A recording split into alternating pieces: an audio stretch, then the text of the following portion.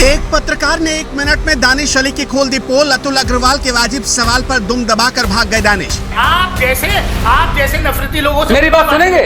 Thank you. मेरी बात सुनेंगे? आप जैसे नफरती नहीं, क्यों नहीं सुनेंगे? भाग क्यों रहे हैं आप? बीच इंटरव्यू में हो गए पानी पानी, सिर्फ 2 सवालों से हो गए बेनकाब। गांधी के जनाजे में मुस्लिम समाज के लोग 2 लाख की तादाद में मुंबई में मौजूद थे, क्यों थे भाई? आप पार्लियामेंट की बात करो ना।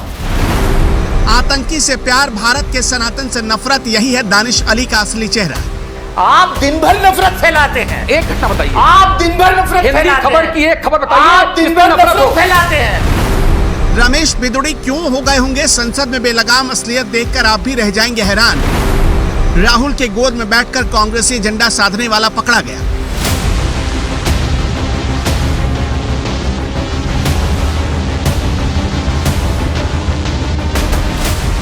दानिश अली पिछले महीने संसद के विशेष सत्र के दौरान काफी सुर्खियों में रहे।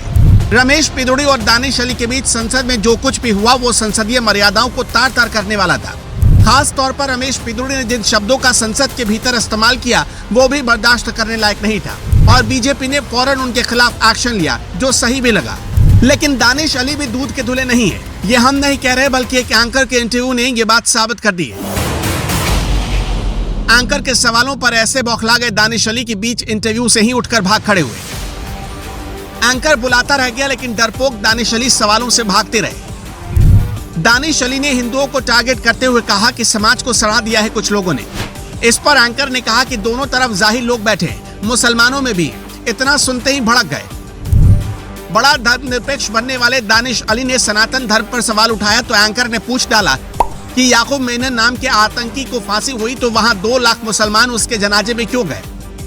इतना पूछने भर की देरी थी, फिर तो ऐसा लगा कि दानिश अली के कूल्हे पर मिर्च का पाउडर रगड़ दिया गया। दानिश अली बिलबिलाकर भाग गए। अब हुआ क्या था ये भी समझिए। दरअसल हिंदी खबर के editor in chief Atul Agarwal ने बसपा सांसद दानिश अली का इंटरव्यू किया। शुरू में तो दानिश अली को एंकर के सवाल एकदम फूल बिछे लगे, लेकिन बाद में वही सवाल शूल की तरह चुभने लगे। दानिश अली से एडिटर अतुल अग्रवाल ने इंटरव्यू के 27वें मिनट पे सवाल पूछा, जिसने दानिश अली को सिर से पांव तक आग बबूला कर दिया। चुभते सवाल की पहली झांकी देखिए। जयपुर में आज एक मुसलमान को मार डाला गया, रोड रेज में। इकबाल नाम था उसका। उसकी मॉब लिंचिंग कर दी गई। इंडिया गठबंधन की सरकार है, कांग्रेस की सरकार है, मुख्यमंत्री अशोक गहलोत हैं, जिसके उसी इंडिया के जिसके करीब आप जाना चाह रहे हैं। इस पर कुछ कह दीजिए। पहली बात तो ये कि आप बार बार इस बात को रिपीट ना करें। मॉब लिंचिंग जयपुर में हो या मॉब लिंचिंग जहां देश के गृह मंत्री केंद्र सरकार के अंडर में दिल्ली है, शायद 4 दिन पहले मॉब लिंचिंग यहां भी हुई है, उसका जिक्र आपको पहले करना चाहिए। बिल्कुल बिल्कुल। गणपति मूर्ति के सामने केला चुराने के आरोप में एक कम अकल, मंद बुद्धि एक मुस्लिम व्यक्ति को, एक लड़के को बांध के बेरहमी से मारा पीटा उन नराधम राक्षसों ने, जिनके साथ सख्त से सख्त व्यवहार होना चाहिए, सजा होनी चाहिए, फांसी होनी चाहिए। सब ऑन रिकॉर्ड बोल रहा हूं, सब जगह होनी चाहिए। ऑन रिकॉर्ड बोल रहा हूं। किसी की भी सरकार हो, वो कोई भी सरकार हो, इस समाज को सड़ा दिया है आपने इस तरीके की हेट पॉलिटिक्स करके। और ये दोनों तरफ सड़ रहा है, ये दोनों तरफ है, समाज सड़ रहा है, दोनों तरफ है। चुभते सवाल की झांकी नंबर 2। मुसलमानों में भी उतने ही जाहिल हैं, कहीं भी हो, जो मॉब लिंचिंग करते हैं, कहीं भी हो, जिहाद लैंड जिहाद करते कहीं हैं, भी हो, और या इस तरफ हो, हिंदुओं में हो जो ये मॉब लिंचिंग करते हैं। दोनों जाहिल हैं, दोनों राक्षस हैं। मैं तो ओपनली कहता हूं। देखिए ऐसा है, ये लव जिहाद की ये नैरेटिव टर्मिनोलॉजी, ये इस तरीके का, ये कहां से आ गया? क्रिमिनल इज क्रिमिनल, कोई भी है, लेकिन लिंचिंग करने वालों को मालाएं नहीं पहनाई जाती जो भाजपा के सांसद और मंत्री करते हैं। नाम लीजिए, एक हो तो नाम लूं, एक हो तो नाम लूं। 2-4 के ले लीजिए। बीजेपी के तो सारे ही ये करते हैं। आपको याद नहीं है कि लिंचिंग में जो एक्यूज थे, जब वो बेल पे आए आप बुलंदशहर की बात कर रहे हैं। मैं बुलंदशहर की भी बात कर रहा हूं, मैं झारखंड की भी बात कर रहा हूं। जैसे ही एडिटर अतुल अग्रवाल ने लव जिहाद का नाम लिया, दानिश अली के तेवर ठंडे पड़ गए। फिर वो लगे बगले झांकने और इधर उधर की बात बनाने। लेकिन मामला यही नहीं थमा। बीच चर्चा में अचानक आतंकी याकूब मेनन का जिक्र आ गया। चुभते सवाल की झांकी नंबर 3।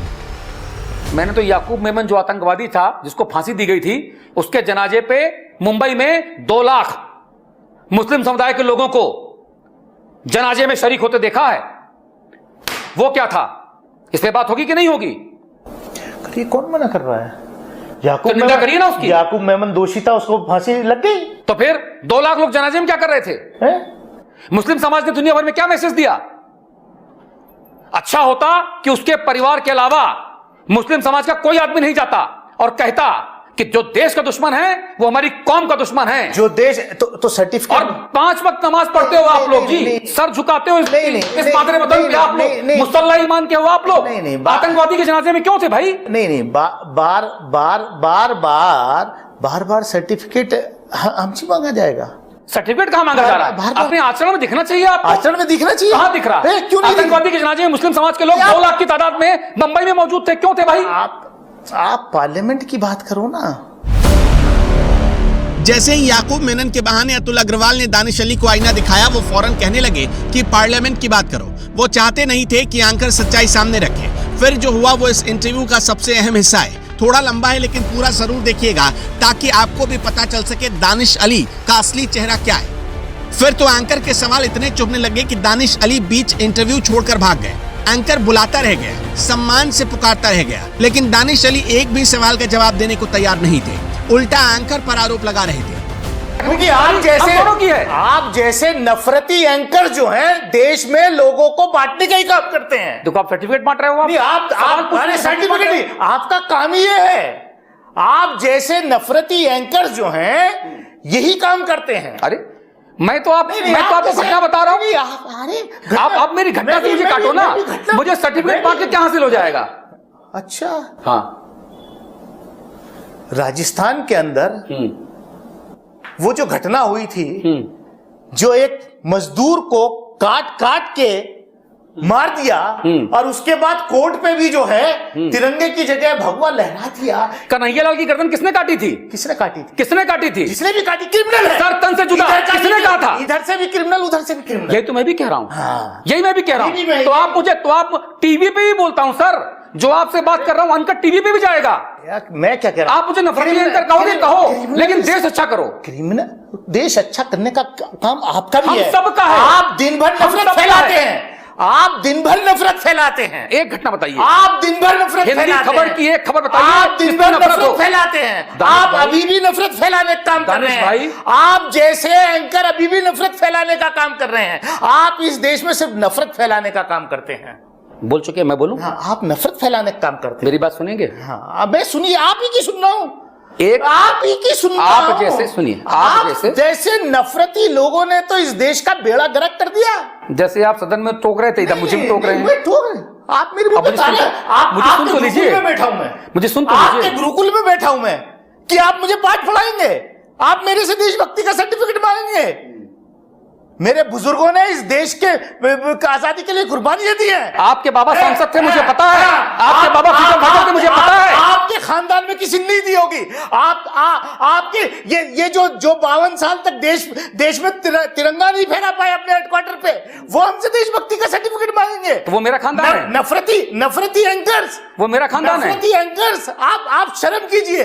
देश को क्या परोस रहे हैं? शर्म कीजिए, शर्म कीजिए। जब आप बोल के चुप हो जाए तब मुझे बोलने का मौका दीजिएगा। शर्म कीजिए। हो गया, अब मैं बोलूं? शर्म कीजिए। आप जैसे नफरती लोगों ने इस देश का बेड़ा गर्क कर दिया। अच्छा, हो गया। आप जैसे नफरती लोगों ने इस देश का बेड़ा गर्क कर दिया।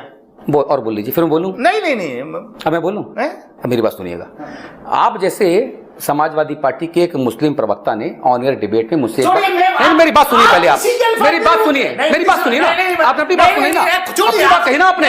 मेरी बात सुनिए ना। मेरी बात सुनिए। भाग क्यों रहे हैं? अरे भाग क्यों रहे हैं? मेरी बात सुनिए ना। मेरी बात सुनिए ना। मेरी बात सुनिए। नहीं, मेरी बात सुनिए।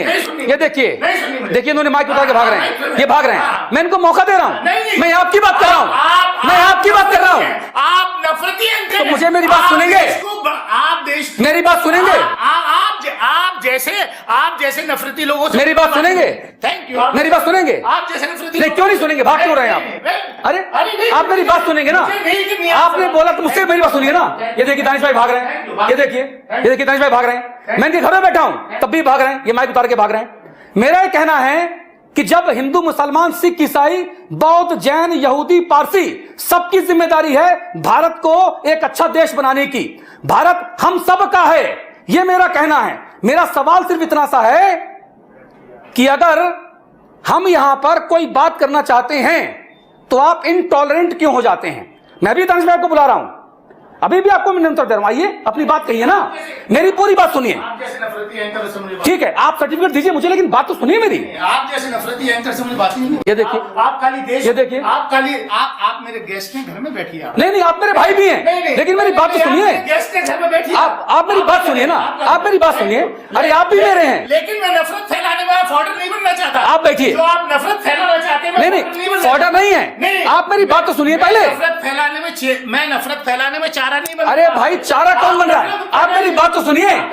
अरे मुंबई में याकूब मेमन आतंकवादी के जनाजे में 2 लाख मुसलमान क्यों थे? इस पे बात नहीं करोगे आप? ये मेरा सवाल है। मैं आपकी बात पे आ रहा हूं। नहीं, बंद क्यों करो भाई, मैं आपकी बात पे आ रहा हूं। ये देखिए, ये दानिश अली भाग गए। ये कह रहे हैं कि संघ की शाखाओं में नफरत फैलाई जाती है। ये कह रहे हैं कि जितने हिंदू गुरुकुल हैं वहां देश विरोधी बातें होती हैं। जब मैंने सवाल पूछा तो मिर्चा लग गया। ये वही दानिश अली हैं, मैं लिख के लाया हूं, जिन्होंने अमरोहा में अगस्त महीने में भारत माता की जय के नारे लगाए जाने पर आपत्ति जताई थी।